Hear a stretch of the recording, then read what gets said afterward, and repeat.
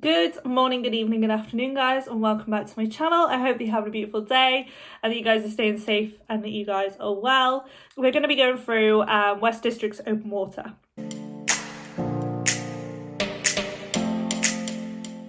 So this was the first open water meet in 2 years.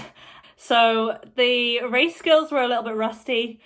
In the morning, I had my usual breakfast. I actually massage gunned my legs and my glutes because I was a little bit sore. And yeah, this meet I was just kind of training through, so that's why I was pretty sore in the legs. The upper body didn't feel that bad, which is always a good thing, especially in open water. So I was racing 2 races and they were both on the same day. I had the 4K in the morning and then the 2K at night. So the 4K, the way that they were running it pretty much like normal. It was a mass start, all in water start. And yeah, the 4K was actually really good. It was good to throw myself back in. It was a little bit claustrophobic because obviously having gone from training on my own or socially distanced from friends, it was a little bit of a shock to my system to be in such a small space with like 20 people. But it was good to like get over that and to like overcome that because that was gonna be weird. The way I wanted to play this was I wanted to hit out hard and try and get in a good bunch, which I did, but then I sat on the feet of someone and they actually slowly, without me realising, dropped away from that bunch, which, you know, these things happen. I wasn't fully aware, which is totally my bad. But again, like, first race in a while, so yeah, I sat on her feet and I knew that it was someone in my category because she had a pink hat as well. So I decided to sit on her feet. Venica's notoriously quite windy. It was quite warm, the water. It was 17.7 degrees, so positively tropical for Scotland. The way that the course was run, it was run in a triangle. Usually it's run in a rectangle, I think, but it was run in a triangle. So there was a house at the top, which I was basically using to sight, which was near enough in line with the boy. There was a big block of trees and another house by the second boy, and then it was kind of a straight-ish into land for the third boy, and then it was back through parallel to shore.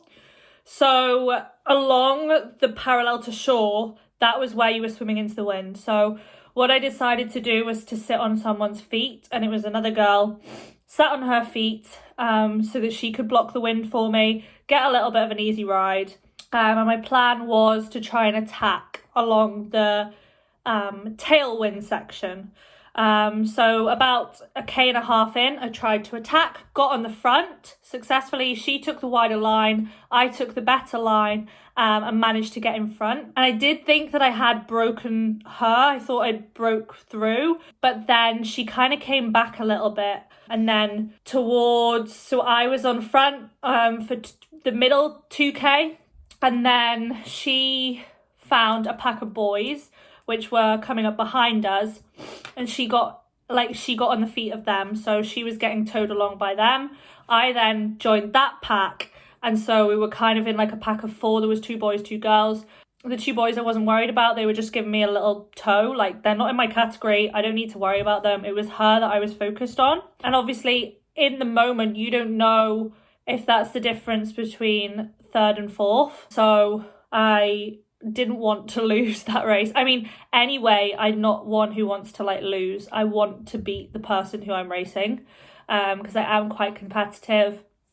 So I tried to make a move again, tried to break away from that pack, couldn't. And then on the last K, I sat on the feet, let her do the work, sat on her feet coming through the boy up the headwind for the coming into the last lap. And then my plan was to attack on the tailwind again to try and break her. When we turned the corner, I took the more direct line. I think a lot of people really struggle with sighting this weekend, and that was very obvious because a lot of people were going like ridiculously long. My sighting was really good this weekend, so I was quite happy with that. But I took the more direct line. She sat with the boys and went a longer way, and it was kind of like one of those split situation decisions where it's like, do I go with the pack and sit on and try and speed like a little bit later and hopefully get like the easiness of being in a pack, or do I go the more direct line and hopefully undertake like I had a couple of laps before?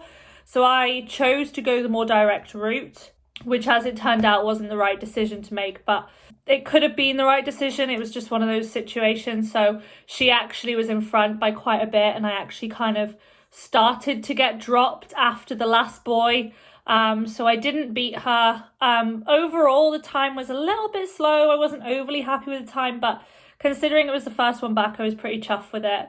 And it was really good to like blow away the cobwebs. I've been doing quite a lot of work on sighting and turning boys. I notoriously am really bad at going around corners. I used to take quite a wide line, and I was starting to get the hang of it before COVID. So I've been doing quite a lot of practice with boys, and massive shout out to Ferg Roberts for giving me a hand with that, because he took time out of his day, and thank you. So yeah, that was the 4K. I then went away and got lunch with Megan. We went into Calendar and just got lunch, because there was no point me lingering for like 2 hours and with a meal deal when I could have just went to a cafe, went for a walk, kind of tried to loosen off the legs a little bit because they were still pretty sore, and then generally my legs were sore in the race. So it was good to like stretch the legs a little bit and just kind of get away from that race environment. I don't like to stay in that race environment too long, because I think it can become quite a claustrophobic environment to be in. So yeah, the 2K was a much better race. There was 40 people in the water, so the start was very hectic. There was a lot of inexperienced open water swimmers in there. And I think it showed by how rough they were. I think, you know, open water swimming can be very rough, but it also cannot. And I think if you get rough with someone, they're going to get rough back. And I just don't think it's worth the wasted energy of trying to get rough with someone. So the first K, I managed to get out in the lead pack, and I was really happy with that because I clung on to that.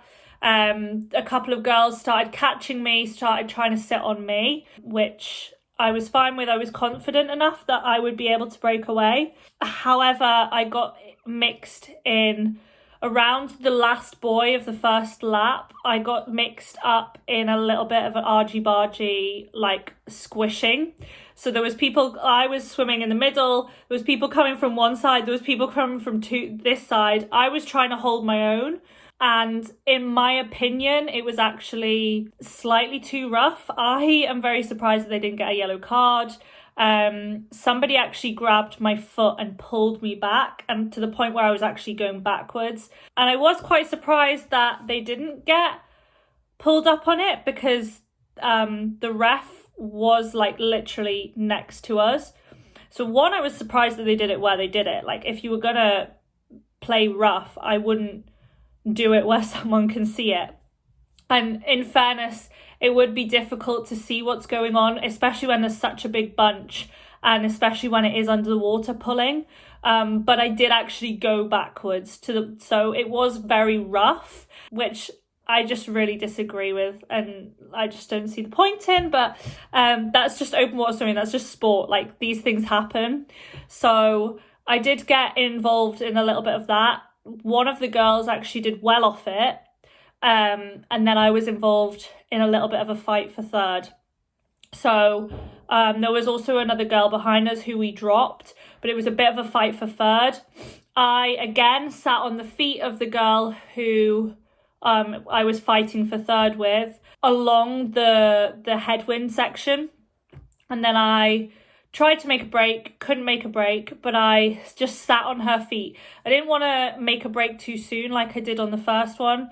The 4K, I think the constant trying to make a break kind of tired me out a little bit. So I wanted to play it safe, wait till I knew I would be able to make a break, and then go. So I left it to the very last buoy, which I knew was about 400 meters. And then I hunted her down. And when I say I hunted her down, like, I was full gas. Like, hunting. And I love that. I absolutely love that about swimming, when you're hunting someone down and you don't know whether or not you're going to get the touch, or you don't know whether or not you're going to win. I absolutely love that in swimming, and I think it just fuels me so much. And yeah, I hunted her down. We were literally neck and neck coming into the finish, and then we finished. I actually thought I'd won it. I actually heard my number called because it was so tight. The girl in the water had to call it. And I heard my number, so I just assumed that I'd won it. Probably my bad, but I actually kind of thought that I'd got the touch, and then the results came out and said that I didn't. But anyway, it was just a bit of fun, so a little bit disappointing to not get that bronze medal, but yeah, it was really good to get back in and be like close contact with so many people, like, and to get used to that. Like, it's really thrown you in at the deep end. The other thing that I really wanted to do from this weekend was I wanted to practice running out. So after the race, usually you just walk out, walk up, grab your stuff, which is in a bin bag. What I wanted to do was I wanted to run out and replicate taking my wetsuit off as quickly as possible, so that I got practice for my triathlon next month. It's now 3 weeks, I think, till my triathlon. So it was more important for me that I was thinking about that. I wanted to practice that. The first one, I actually got the top half of my suit off quicker. But then the second one, the bottom half of my suit came off quicker. So overall, it was really good to experience that and to like put that in a pressured environment. It wasn't that pressured, but like to get used to it, because I think when I've done open water training sessions, I've not actually thought about getting my wetsuit off quick enough. So that was good. So yeah, now moving forward is going to be really focusing on this triathlon.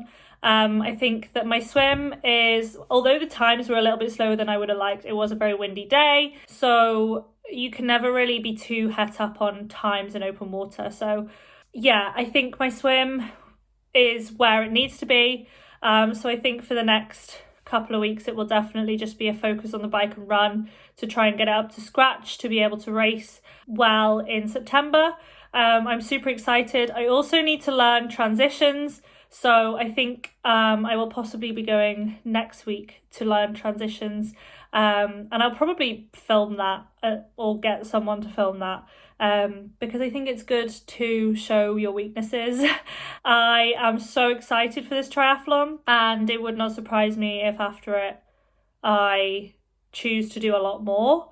I just think the training style has been suiting me so much more, and I've just been loving it. So yeah, I hope you enjoyed this little breakdown from the weekend. I had so much fun. I just want to say a massive thank you to everyone at West Districts and Scottish Swimming Open Water for putting on the event. I know it was probably really difficult during COVID, so thank you so much, especially thanks to Nicole, who ran the whole meet. She was a meet organizer, so thank you so much. I think it worked really smoothly and it felt normal, so well played to you, Nicole, if you're watching. And yeah, thank you so much for watching this video. If you enjoyed it, please give this video a thumbs up, click the subscribe button to see more videos from me, and I will see you guys next week. Bye guys.